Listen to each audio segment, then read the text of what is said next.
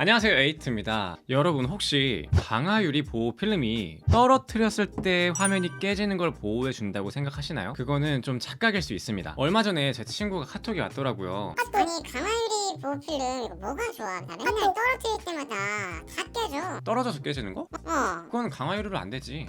응? 그거 안 되는 게 정상이야. 응? 그럼 강화유리 100장 사야지. 어우. 자, 방금 들으신 대화처럼 제 친구도 이 강화유리 보호 필름이 떨어져서 깨지는 걸 방지하는 목적으로 사용한다라고 생각을 하더라고요. 근데 아무래도 이렇게 생긴 문제에 대해서는 강화유리를 판매하는 데에서 이러한 홍보 정책을 쓰기 때문인 것 같아요. 그래서 오늘 영상에서는 여러분들이 가지고 있는 흔한 오해와 그리고 이 판매자들의 좀 꼼수라고 할까요? 이런 것들에 대해서 알려드리고, 그래서 이 화면 보호를 하기 위해서는 어떻게 해야 되는가에 대해서 말씀을 드릴게요. 그럼 바로 갈게요. 자, 그럼 본격적으로 시작하기 전에 강도와 경도에 대해서 말씀을 드려야 되는데, 자, 요 멘트 듣고서 바로 나가지 마시고 정말 쉽게 공돌이스럽지 않게 설명을 드리도록 할게요. 상식적으로 알아두고 있으면 너무 좋습니다. 강도라는 것은 얼마나 안 깨지는가 예요. 쉽게 말해서 얼마나 변형이 안 되고 더 잘 버티는가, 요게 강도라고 생각하시면 됩니다. 그런데 경도의 경우에는 얼마나 잘 안 긁히는가예요. 다시 한번 말하자면은 표면이 얼마나 단단한지, 얼마나 단단해서 안 긁히는지를 경도라고 하는 겁니다. 그런데 여기서 강화유리는 원래 이 경도에 대한 부분이에요. 그러니까 쉽게 말해서 덜 긁히도록 보호를 해주는 역할이라는 거죠. 이건 사실 뭐 너무나 당연한 얘기인데, 꼭 강화유리뿐만이 아니라 필름이라는 거는 이 스마트폰 디스플레이 위에 한 가지 겹을 더 대면서 대신 받쳐주는 역할이에요. 그렇기 때문에 더 단단하면 단단할수록 어차피 소모품인 강화유리 보호 필름이지만 더 오랫동안 버틸 수 있는 거죠. 그렇기 때문에 기존에는 그냥 필름지에서 점점 단단해진 강화유리까지 발전을 하게 된 겁니다. 그런데 여기서 판매사들의 낚시가 들어가 있어요. 종종이 아니라 사실 요즘에는 거의 대부분이긴 한데, 강화유리 보호 필름의 상세 페이지를 들어가 보면은 항상 9H 경도의 굉장히 단단한 강화유리다, 이런 식으로 표현을 많이 해놓습니다. 그런데 여기에서 단단하면 얼마나 단단해, 요거에 대한 기준이 필요하잖아요. 저는 제 근육이 단단하다라고 느낄 수 있고, 누군가 보면은 굉장히 물렁살이다 이렇게 표현을 할 수도 있죠. 그런 것처럼 표준 경도계라는 게 있습니다. 모스 경도계라고 하는데요, 일정한 시험 기준으로 다 같이 요거를 표준으로 하자라고 정해놓은 겁니다. 그래서 1부터 10까지 있는데 10이 우리가 알고 있는 다이아몬드예요. 다이아몬드는 결혼 반지로 흔히 쓰이죠. 왜냐하면은 경도가 굉장히 높은 물질이기 때문에 어디에 긁혀도 상처도 잘 나지 않고 변하지 않는다, 요런 의미이기 때문에 뭐 너와 나의 막 변하지 않는 사랑, 요런 의미로 다이아 반지를 이제 주고받는 거죠. 그런데 아까 말씀드린 강화유리에서 흔히 쓰이는 9H라는 경도는 우리가 연필에서 쓰이는 B, 뭐 4B, 뭐 HB, EH, 4H 여기에 부를 때 그 H입니다. 자세히 보시면은 KSM ISO 15184 표준에 따른 경도 시험이다 라는 말이 있을 거예요. 이 연필 경도 9H라는 거는 모스 경도계로 왔을 때에는 약 5에서 6 정도라고 보시면 됩니다. 그렇다면 우리 아이폰에서나 아니면 갤럭시에서 쓰이는 뭐 고릴라 글래스 아니면 뭐 세라믹 글래스 뭐 이런 것들은 모스 경도가 몇일까요? 이런 것들은 6에서 7 정도라고 생각하시면 됩니다. 한마디로 원래 있던 디스플레이보다 대부분은 강화유리가 더 약한 재질이에요. 그래서 상세 페이지 같은데 자세히 보시면은 뭐 경도가 9H다 막 이래가지고 뭐 핸드폰보다 더 강하다 요렇게 하는 거는, 그거는 좀 거짓말이라고 할 수가 있죠. 물론 뭐 모든 곳이라고 할 수는 없지만 일부 회사 같은 경우에는 실제로 경도가 9짜리인 강화유리를 쓸 수도 있어요. 근데 잘 생각해보세요. 그 가격이 만원대라는 게 쉽게 납득할 수 있는 가격은 아닙니다. 자, 만약에 만원대에 팔 수 있는 정도다 라고 한다면 지금 아이폰과 갤럭시 이렇게 생산량이 많은 핸드폰에서 경도 9짜리를 왜 사용하지 않을까요? 매번 출시를 할 때마다 이전 것보다 뭐 2배 강해졌습니다, 뭐 4배 강해졌습니다 이러면서 굉장히 강력하게 강조하는 성능 중에 하나인데, 만원대에 판매할 수 있는 제품인데 그렇다면 생산 원가는 훨씬 더 낮을 거고, 그러면서 출하량이 훨씬 더 높은 이런 핸드폰 제조사에서는 더 싸게 맞출 수가 있을 거잖아요. 그래서 사실 굉장히 좀 저렴한 가격에 실제 모스 경도가 9다 라고 하면서 팔 수 있는 거는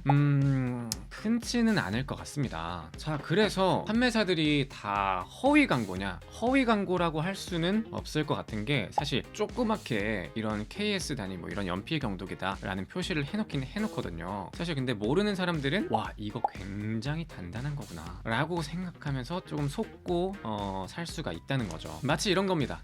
이거 정말 맛있어, 이거 무조건 먹어야 돼. 내 입맛에는, 너 입맛에는 맛 없을 수도 있지만, 마치 이런 느낌이랑 같은 거예요. 자, 그렇다면 강화유리는 실제 핸드폰이랑 비교했을 때 별로 필요가 없는 거냐 라고 생각하실 수 있지만, 그건 또 아닙니다. 핸드폰의 경도가 더 높다고는 하지만 흔히 주변에서 볼 수 있는 모래 알갱이라던가 아니면 뭐 먼지들, 뭐 중금속이 포함된 먼지들, 이런 것들에서도 충분히 경도가 높더라도 상처가 날 수가 있어요. 이런 것들을 보호하기 위해서 강화유리가 필요한 겁니다. 그렇기 때문에 무조건 강화유리는 이제 안 써야지, 이거는 맞지 않아요. 자신의 생활 환경에 맞춰서 필요한 분들은 구입해서 사용하시면 되는 거예요. 자, 그렇다면 이번에는 깨짐에 대해서 말씀을 드려볼게요. 이거는 강도에 대한 얘기라고 했죠. 강화유리 보호 필름을 착용을 하면은 어느 정도는 충격을 보호를 해줍니다. 그런데 어느 정도가 포인트예요. 자, 요거는 그림으로 설명을 드릴게요. 여기 스마트폰 화면이 이렇게 있고 강화유리가 요 앞에 덧대어져 있다라고 생각을 해볼게요. 이때에는 두 가지 경우가 있을 수 있어요. 하나는 강화유리가 스마트폰보다 더 약한 경우, 그리고 두 번째의 경우는 반대로 강화유리가 스마트폰보다 더 강한 경우, 이렇게 두 가지가 있을 수 있죠. 그런데 이 두 가지 모두 스마트폰 화면을 보호해 줄 수 있는 영역은 그렇게 넓지 않아요. 먼저 첫 번째의 경우에는 외부로부터 충격이 왔을 때 강화유리가 먼저 깨지겠죠. 그리고 더 센 충격이 온다면 그때는 강화유리랑 스마트폰 화면 모두가 깨질 거예요. 하지만 이 경우에는 어차피 안 깨질 거였다면은 스마트폰은 깨지지 않을 거고, 어차피 스마트폰이 깨질 정도의 하중이었다면은 강화유리가 있으나 없으나 깨집니다. 이거는 이렇게 설명드릴 수 있을 것 같아요. 스마트폰 화면에 요 정도보다 아래 정도의 충격이 들어오면은 어차피 버틸 수 있는 거, 그리고 요것보다 더 높게 들어온다면 어차피 깨지는 녀석입니다. 그런데 앞에서 이 유리가 먼저 깨져 준다면 여기서 일부 요 정도에 대해서는 스마트폰 화면을 더 보호해 줄 수 있는 거예요. 그런데 그 영향력은 굉장히 미비할 것으로 생각이 됩니다. 마치 우리가 자동차에서 에어백이나 아니면 화재 구조 현장에서 그 에어 커튼이라고 하나요? 에어 매트? 요런 거를 펼쳐놓은 다음에 이렇게 떨어지라고 하잖아요. 물론 그거는 이제 충돌 시간을 뭐 어쩌고저쩌고 하는 거라서 약간 공대스러운 얘기긴 한데, 비유적으로만 생각하시면 됩니다. 마치 그런 거랑 유사하게 대신 뭐 에너지를 흡수해준다, 요렇게 생각하시면 돼요. 그런데 강화유리의 경우에는 그 양이 굉장히 미비하다는 거죠. 그리고 이번엔 요 아래쪽으로 넘어와 볼게요. 자, 이번에는 스마트폰이 더 약하고 강화유리가 더 셀 때, 이때에는 외부 충격이 들어왔을 때 스마트폰이 먼저 깨지게 됩니다. 이거는 마치 이런 거예요. 우리가 군대에서 조금 안타까운 얘기지만 두 돈 반 트럭을 타고서 사고가 나면은 두 돈 반은 멀쩡하지만 그 안에 있는 운전자는 완전히 큰일 나죠. 마치 그런 것처럼 이 외부가 딱딱했을 때 충격 흡수 없이 안쪽으로 다 들어와 버립니다. 그래서 결국에는 이때에도 강화유리가 크게 보호할 수 있는 역할은 없어요. 만약에 이게 이해가 안 된다라고 생각하시는 분들은 내가 엄청나게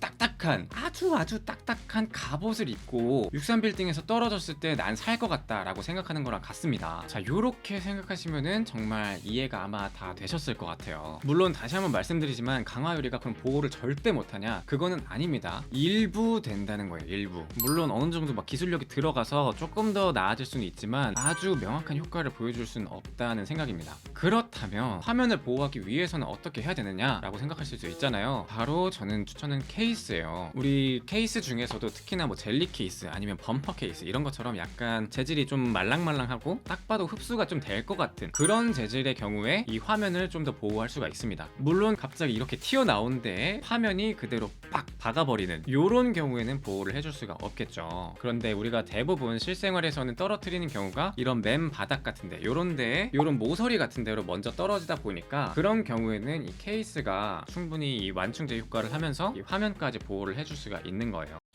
자, 오늘은 조금 공격적으로 말씀을 드렸는데 아무래도 제 주변 친구들도 그렇고 이런 식으로 조금 잘못 알고 있는 경우가 있다 보니까 조금 답답함에 공격적으로 말씀을 드린 것 같습니다. 여러분들도 좀 듣기 불편하셨다면 좀 죄송하다는 말씀 드리고요. 여러분들도 이번 내용 잘 숙지하셔서 눈속임 없이 정확한 판단력으로 현명하게 소비를 하시는 거를 추천드릴게요. 다시 한번 말씀드리지만 강화유리를 절대 사지 말라는 아니고, 여러분들의 생활 환경에 맞춰서, 그리고 여러분들이 구매하려는 목적에 맞춰서 구매하시는 걸 추천드린다는 겁니다. 자, 이번 영상은 여기까지고요. 제 영상이 도움이 되셨거나 에이트를 더 보고 싶다 하시는 분들은 좋아요와 구독 부탁드립니다. 감사합니다.